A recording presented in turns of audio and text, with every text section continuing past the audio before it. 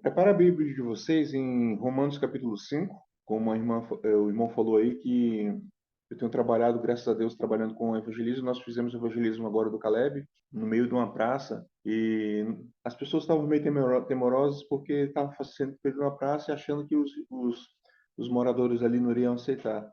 Mas, para a honra e glória de Deus, nós temos 29 estudos já ativos e preparados para a Semana Santa agora, para um batismo. Que vocês continuem orando pela obra do Evangelho, que ela possa continuar sendo pregada a cada dia mais rápido possível, nós possamos ver Jesus voltar.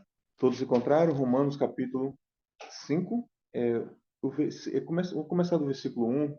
É interessante que Paulo fala sobre a paz e a alegria, né?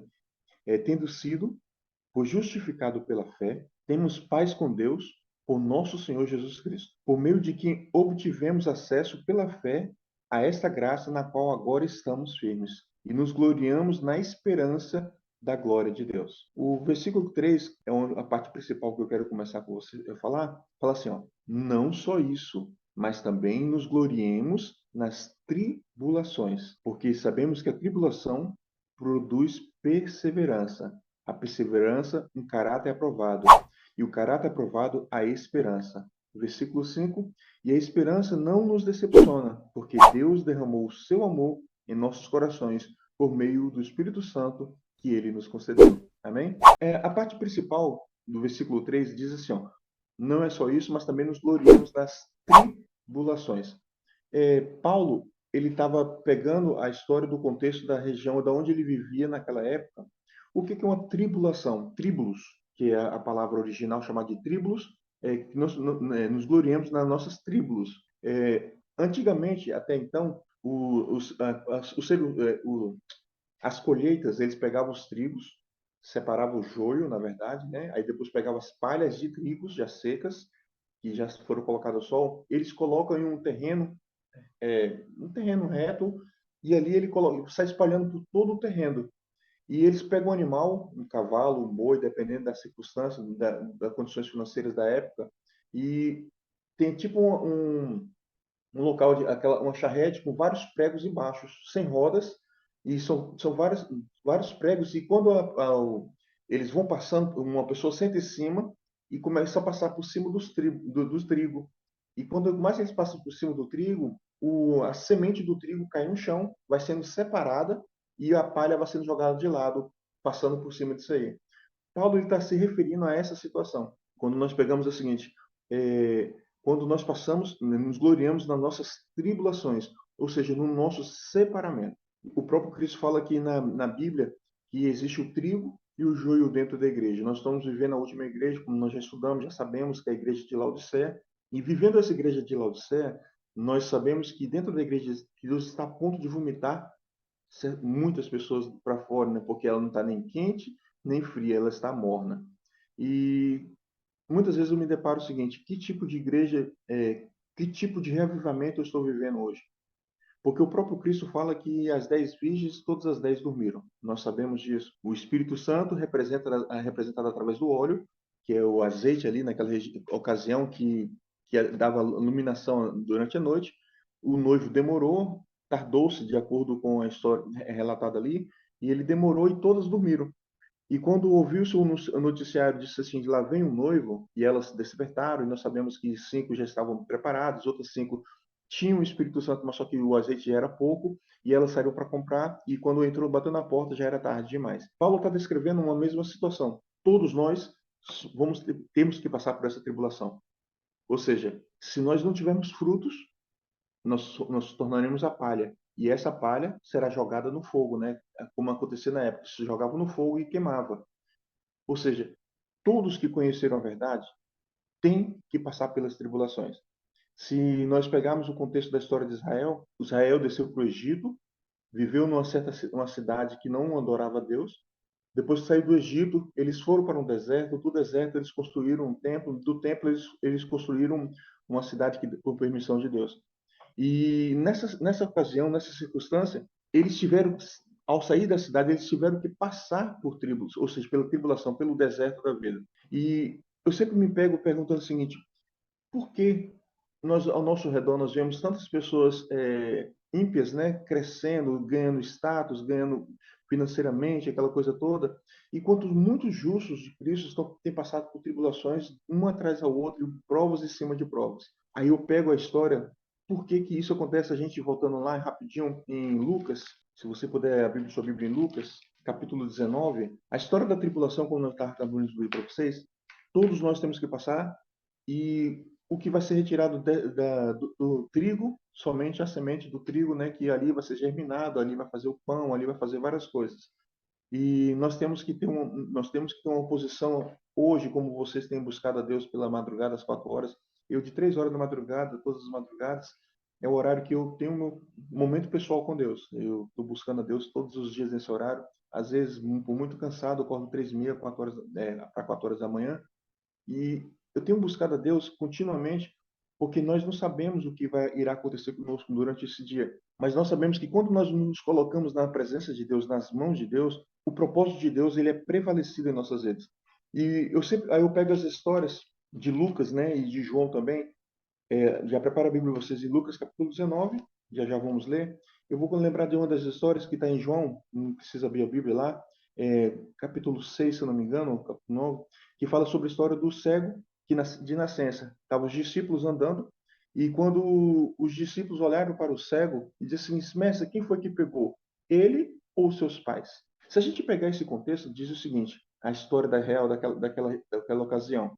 Eles acreditavam que quando a pessoa nascia com deficiência física, seja cegueira, seja de braço, seja qualquer coisa, eles achavam que os pais pecaram ou aquela criança dentro do ventre já havia pecado e nasceu naquela circunstância. Aquele cego, aproximadamente, ele tinha seus 17 para 21 anos de idade. Por que que a gente sabe dessa história? Porque quando a criança completa 12 anos de idade, que nasce com deficiência, ela é abandonada pelos pais, por lei, se os pais quiserem abandonar, claro, eles têm a proteção da lei naquela época e poderiam abandonar a criança e deixar ela pedindo esmolas para o resto da vida dela. E quando Jesus estava passando com os discípulos, a multidão, e disse o seguinte, mestre, quem foi que pegou os pais ou aquela criança? Jesus falou o seguinte, nem ela e nem os seus pais. Tudo aquilo aconteceu para a glória de Deus. Jesus pegou, cuspiu no chão. Vocês lembram da história? Quando Jesus cuspiu no chão, fez uma lama com o cuspe dele e colocou nos olhos. Por que que Jesus ele cuspiu no chão? É, Era costume do povo, tanto os judeus, quando passavam vendo aquela situação daquelas pessoas, de cuspir no chão como um desprezo, como um nojo, como dizer o seguinte: você pecou e você é merecedor desse pecado. E quando Jesus pega, cospe no chão, as pessoas começaram a admirar assim: Jesus também está condenando aquela pessoa, na mente das pessoas. E quando Jesus ele pegou a lama e colocou nos olhos das pessoas, vai e lava lá no tanque, e quando ele foi lavou no tanque, ele foi curado milagrosamente. Que lição a gente pode tirar da nossa vida? Jesus ele permite que, através das desgraças, através das provações, através das perseguições da nossa vida, que se torne bênção em nossas vidas. E a gente pega uma outra história do cego, que está em Lucas também, que Lucas capítulo 18, se não me engano, finalizando o capítulo 18, diz o seguinte, que fala sobre um cego que começava a gritar, Jesus, filho de Davi, vocês lembram dessa história? Tenha compaixão de mim. Primeiro, os discípulos viram um cego de nascença e começa a perguntar a Jesus, sim, mestre, quem foi que pecou? Foi ele ou seus pais? Direcionou os olhos de Jesus para aquele cego. E já nessa ocasião, desse cego que nós estamos falando, que começou a gritar, Jesus, filho de Davi, tenha misericórdia de mim. Isso ocorreu para que os discípulos começaram a tentar calar a boca daquela pessoa. Quanto mais o cego gritava, os discípulos tentavam oprimir e calar a boca daquela pessoa. E nessa ocasião, Jesus falou o seguinte: por que vocês estão fazendo isso? Né? E Jesus perguntou para ele assim: o que você quer que eu faça com você, Senhor? Eu quero voltar a enxergar. E Jesus foi lá e permitiu. Por que Jesus permitiu? Fez essa pergunta: Senhor, eu quero voltar a enxergar.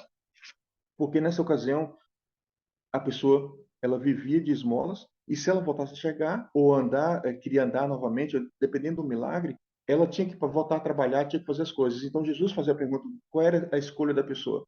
Qual era a decisão dessa pessoa?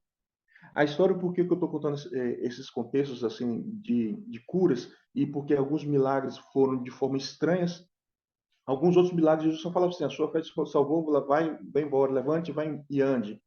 E alguns milagres Jesus tocava, alguns milagres Jesus cuspiu no chão por causa da cultura do povo, depreciando a situação física daquela pessoa. Jesus usa dessa mesma depreciação, como as pessoas agiam, fez da mesma forma e ali trazendo a cura. Quando Jesus tem na parte da entrada triunfal, que é em Lucas capítulo 19, que é a partir do versículo 28, né? Nós sabemos que Jesus chamou um dos discípulos e disse o seguinte: mestre, Jesus falou com os olha, vocês vão até lá, no local, vocês vão encontrar um animal, e ele nunca foi montado, nunca foi usado, vocês vão trazer até mim. O versículo 32 diz o seguinte, olha, os que tinham sido enviados foram encontrados o animal, e exatamente como eles tinham dito, quando estava derramando o jumentinho, os seus donos perguntaram: por que vocês estão derramando esse jumentinho? Está puxando esse jumentinho ou está amarrando esse jumentinho e pegando para vocês? E eles responderam: o Senhor precisa dele. Foi o que Jesus mandou eles falarem. E levando até Jesus, lançaram os seus mantos sobre o jumentinho e fizeram com que Jesus montasse nele. Quando ele prosseguia, o povo estendia os seus mantos pelo caminho. E o versículo 37 diz assim, ó, quando eles já estavam perto da descida do Monte das Oliveiras, toda a multidão dos discípulos começou a louvar a Deus alegremente em alta voz por todos os milagres que tinha visto, exclamavam: Bendito é o Rei que vem em nome do Senhor, paz no céu e glória nas alturas. Alguns dos fariseus que estavam no meio da multidão disseram a Jesus: Mestre, repreenda os teus discípulos. E eu digo a vocês, Jesus respondeu a ele: se eles se calarem, as pedras clamarão. O versículo 41, finalizando, diz assim: ó, quando se aproximou da cidade, Jesus chorou sobre ela. O famoso Jesus chorou. E por que nós estamos lendo esse contexto agora? Ellen White diz uma coisa interessante, que as pessoas que tiravam suas roupas, os seus mantos, para jogarem no chão, foram as mesmas pessoas que foram curadas das lepras. E ela fala que é incontáveis números de pessoas que foram curadas de lepras. E essas pessoas estavam ali clamando a Jesus como o rei de Jerusalém que ia tomar o poder de Roma. E quando Jesus estava andando, Jesus estava vendo aquela multidão que foram curadas das suas lepras e jogava os seus mantos sobre o chão para que Jesus pudesse passar por cima. Ele estava se glorificando a Deus, dando glória a Deus pela situação daquele homem naquele momento. Não haveria mais doença. Não, ele mais fala assim que eles achavam que o próprio Cristo iria reinar, que ninguém mais ia ficar com lepra, ninguém ia mais ter doença nenhuma. E o versículo diz, a continuação, que as pessoas começavam a abrir os caminhos, outro grupo de pessoas abriu os caminhos, e outros começavam a pular de alegria. Esse grupo que pulava de alegria era um grupo que foram curadas, que não conseguiam andar, que tinha problemas de saúde, o próprio Cristo foi lá e curou. E esse grupo incentivou outra multidão de pessoas que foram curadas para que pudesse cantar e louvar a Deus naquele momento. Já era um grupo grande que louvava a Deus. E o grupo que estava da frente era um grupo de pessoas que foram curadas das suas cegueiras. Ellen White fala que quando Jesus chorou, ele estava vendo no coração de cada uma daquelas pessoas que eles só estavam seguindo ali, estavam louvando a Deus pelo um simples fato deles acreditarem que o próprio Cristo, ninguém mais ia morrer, ele ia reinar eternamente aqui na Terra e que as pessoas, o reino da Terra não seria o reino dos céus, né? Eles não acreditavam ainda no reino dos céus e eles achavam que naquele momento ali eles tinham vencido a batalha. E quando Jesus chorou naquela situação, ele estava vendo o futuro de Jerusalém e o futuro daquelas pessoas que iriam os próprios mesmos a gritar: solte Barrabás e crucificam a Jesus. Porque eles foram decepcionados porque Jesus não queria ser rei de Jerusalém na situação que eles esperavam. Que lição eu posso tirar isso para minha vida? Quando nós começamos a ler sobre Romanos, sobre as tribulações das nossas vidas, eu me lembro que quando nós colocamos as nossas vidas nas mãos de Deus, Deus ele usa a gente da forma que ele quer que nós sejamos usados. Eu me lembro de uma situação que eu estava trabalhando, estava pregando lá no Pará, alguns anos atrás, e na cidade chamada Jacundá. No domingo de manhã, nós pegamos um grupo de jovens, fomos recrear numa represa chamada Tucuruí, uma das maiores represas da região do Nordeste, lá para cima, lá do norte, lá em cima. E quando nós estávamos nessa região dessa represa chamada Tucuruí, uma represa imensa, parecia um mar, um braço de mar grande, imenso. E do outro lado da cidade, mais ou menos uns quase 3 quilômetros de rio, assim, descendo, tinha uma cidadezinha e um hospital. Quando era mais ou menos 9h30 para 10 horas da manhã, o meu coração parou naquela circunstância, eu caí no chão e eles me levaram de imediato para o hospital. E quando eu cheguei no hospital, eu já estava desacordado, óbvio que havia um desmaio por causa do meu coração estava parando, fizeram a preparação da ressurreição, fizeram muitos preparativos para que eu pudesse continuar vivo, as pessoas pegarem a oração. E foi quando eu, no início, disse para vocês que todas as madrugadas, de 3 a 3:30 da manhã, é o horário que eu acordo todos os dias desde a minha infância para falar com Deus. Uma outra oportunidade, eu vou falar para vocês da minha história, que me tornei um morador de rua, com 10 anos, 10 para 11 anos de idade, e uma situação não foi muito difícil, foi muito difícil, mas só que os anjos do Senhor estavam ali comigo continuamente, é uma outra oportunidade. Mas nessa ocasião, eu estava lá pregando na cidade do Pará, e meu coração parou 9:30, e quando foi 3 horas da madrugada do dia seguinte, eu acordei, na sala da UTI, e eu perguntei o que foi que tinha acontecido comigo, não tinha enfermeiros, não tinha ninguém ali, mas tinha um rapaz do meu lado, deitado na cama ali, todo cheio de bandanas, de bandagens. E eu perguntei para ele o que tinha acontecido comigo. Ele falou assim que os médicos me ressuscitaram, meu coração tinha parado, aquela coisa toda. E logo de imediato eu esqueci de mim e perguntei para ele assim: e você, aconteceu o quê? Por que você está aqui? E ele disse para mim assim que ele estava numa festa, veio uma pessoa, estava dançando com uma mulher de um ex-camarada dele lá. Um camarada veio e deu 17 facadas nele. E eu tomei um susto assim, mas ele deu uma risada. E quando ele deu risada, eu disse, mas por que você está rindo? Não, porque da outra vez eu levei 19 facadas. Então, assim, eu de imediato perguntei para ele o seguinte: o que está acontecendo? Você não acha que Deus está te dando a última oportunidade de vida para vocês? Vocês não acham que Deus está permitindo que você tenha a última chance de vida? E naquela ocasião ele começou a chorar. E ele dizendo assim para mim assim: a minha mãe, o tempo todo, a vida toda, perguntando para mim voltar para os braços de Cristo, para me entregar a minha vida nas mãos de Deus. E você pergunta para mim agora se eu tenho uma chance, se você nunca me conheceu. Mas eu perguntei para ele de novo: você não acha que Deus está te dando a última chance? Você aceita Jesus como teu único Senhor e Salvador pessoal? Ele disse sim. E você entrega a sua vida nas mãos dele. Como se eu perguntei para ele o seguinte, que se ele se arrependia dos pecados cometidos. E ele também disse sim. Então você entrega a sua vida nas mãos de Deus? E ele falou sim, eu apaguei de novo. Quando deu mais ou menos amanhã, não lembro o horário do que aconteceu pela manhã. Eu só me lembro que quando eu acordei, ele já não estava mais entre nós. Ele havia falecido. E eu perguntei para Deus, por que circunstâncias aconteceu aquilo comigo? Por que Deus permitiu tal coisa? E foi quando que ele me deu a resposta. Porque uma mãe passou a vida toda orando para que o seu filho pudesse se arrepender dos seus maus caminhos. Talvez a mãe ela não saiba que o filho se entregou nas mãos de Deus e se arrependeu dos seus pecados. Ela não sabe daquela história. Mas eu tenho certeza quase que absoluta que tudo que nós passamos na vida, as tribulações que nós passamos, as dificuldades que nós passamos, quando nós permitimos que Deus nos use, Ele vai usar da forma dele e Ele vai nos permitir que nós levamos a salvação, a semente que é saindo do trigo, que outras pessoas sejam germinadas também. E foi quando ali que eu me fiquei imaginando o seguinte: quantas pessoas nós vamos ter um encontro pessoal com elas lá no céu? Quando nós doamos um livro, quando nós passamos pelas provas e nós nos mantemos em pé, ficamos firmes ali na fé, permitindo que Deus nos use.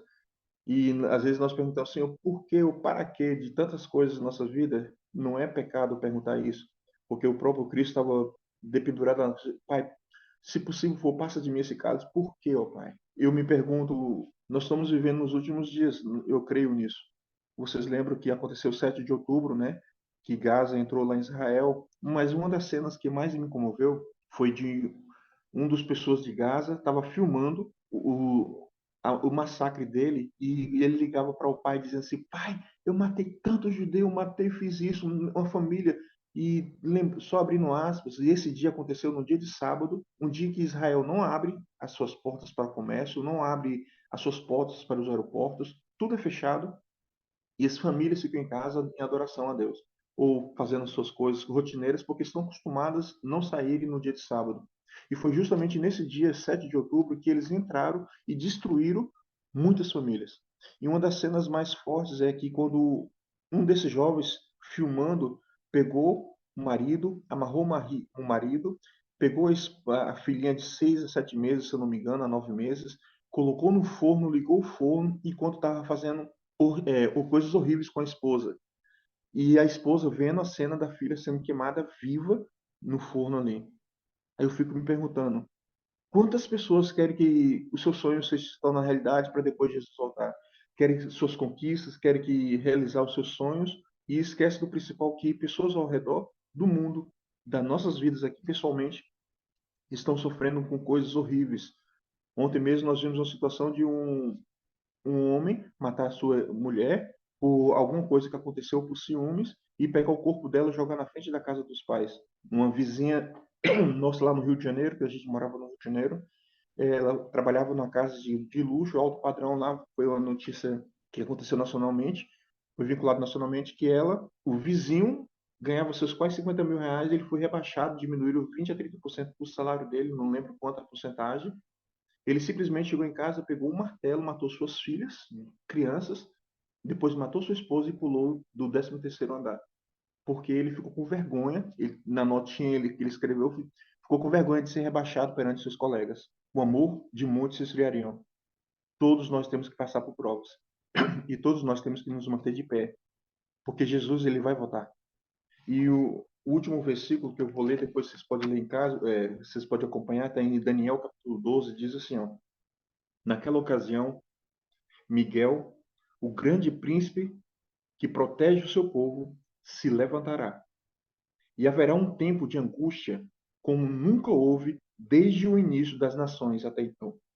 Mas aquela ocasião, o seu povo, o seu povo, que tudo aquele cujo nome está escrito no livro, será liberto. É o que me mantém a minha chama viva, que mesmo que hoje ao nosso redor pessoas estão caindo, estão sofrendo, passando por provas, nós estamos passando por provas e dificuldades, nós sabemos que quando for selado todo o povo de Deus, não haverá mais mártires. Haverá um tempo de angústia que nós vamos pensar assim, poxa, será que eu fui perdoado? Será que Deus me perdoou pelo aquele pecado? Será que meus pecados acariciados foram perdoados? Será que Deus ele me perdoou? Depois, passando desse momento de angústia, o Espírito de Profecia, o grande conflito, fala que nós vamos ser alimentados pelos anjos, nós vamos ser guiados por eles, nós vamos saber o dia e a hora da volta de Jesus, e o melhor de tudo isso, quer falar, irmã, eu vivo nessa esperança de que Daniel fala, nós vamos ser protegidos pelo Deus. Assim como o Salmo 91 fala, 1000 cairão do teu lado, 10.000 à tua direita.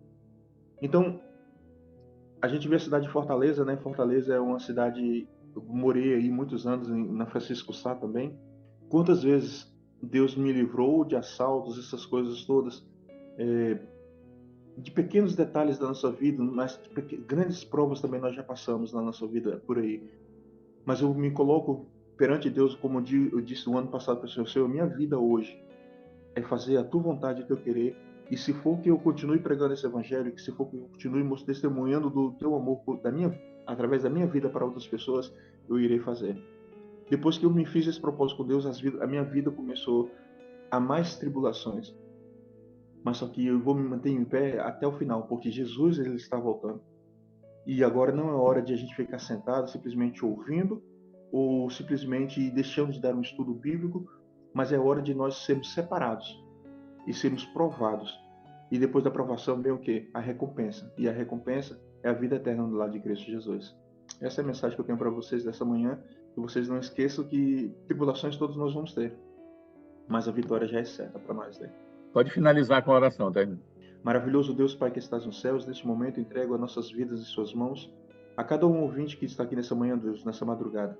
Nós queremos, ó Deus, com a certeza maior de que sem Ti nada podemos fazer e que nossas vidas, ó Deus, está entregue em suas mãos.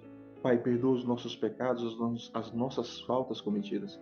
E durante esse dia que está à nossa frente, nós entregamos cada minuto, a cada instante, para que nós possamos ser guiados e também nós possamos ser testemunhos de Cristo para onde quer que o Senhor nos mandar. Assim te pedimos, não nos méritos que há em nós, mas no nome de Cristo Jesus. Amém, Senhor.